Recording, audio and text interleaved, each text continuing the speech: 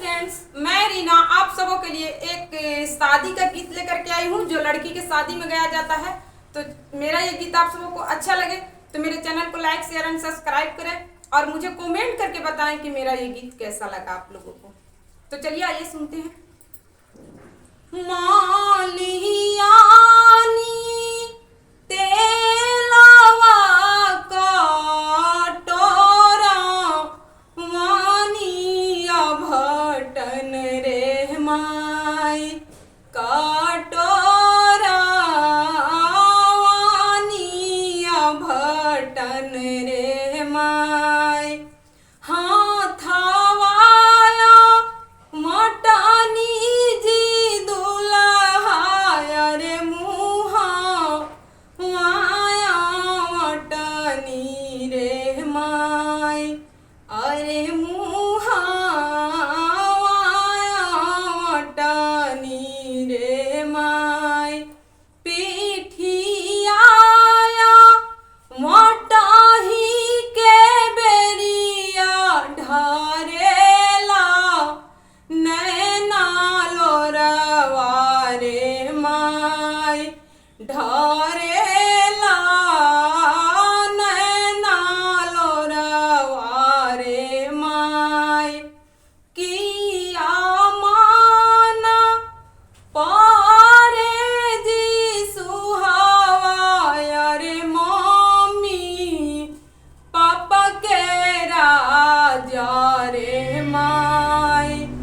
अरे mummy papa के राजा रे माई किया माना पारे जी सुहावा रे साखी या साले हर रे माई अरे साखी या साले हिया रे माई नाही माना पारे जी दुल्हा रे मम्मी पापा के राजा रे माई अरे मम्मी पापा के राजा रे माई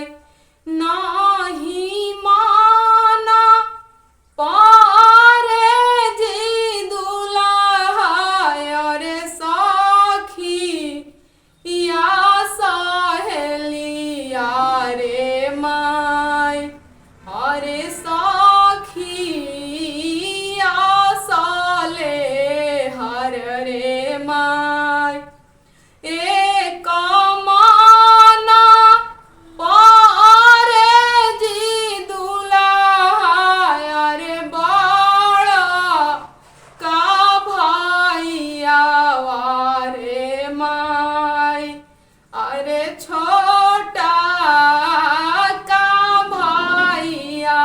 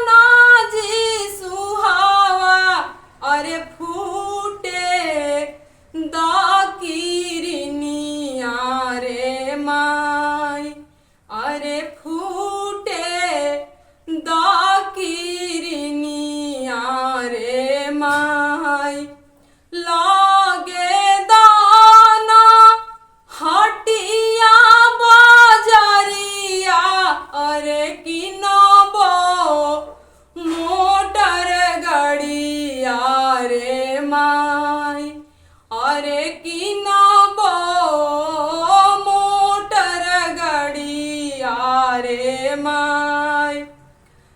ताही चाढ़ी आई है जी सुहावा अरे तोहर बड़का भैया रे माय, अरे तोहर छोटका भैया रे माय।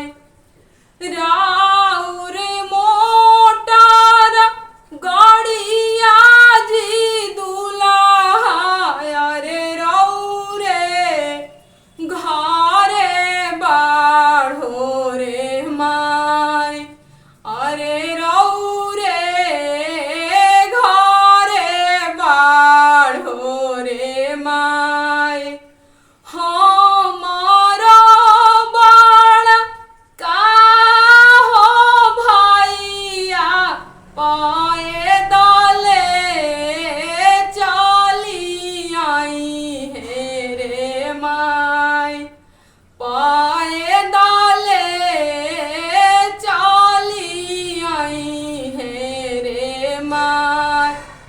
हमारा छोटा का हो बाबुआ दौड़ला चली आई है रे माय, दौड़ला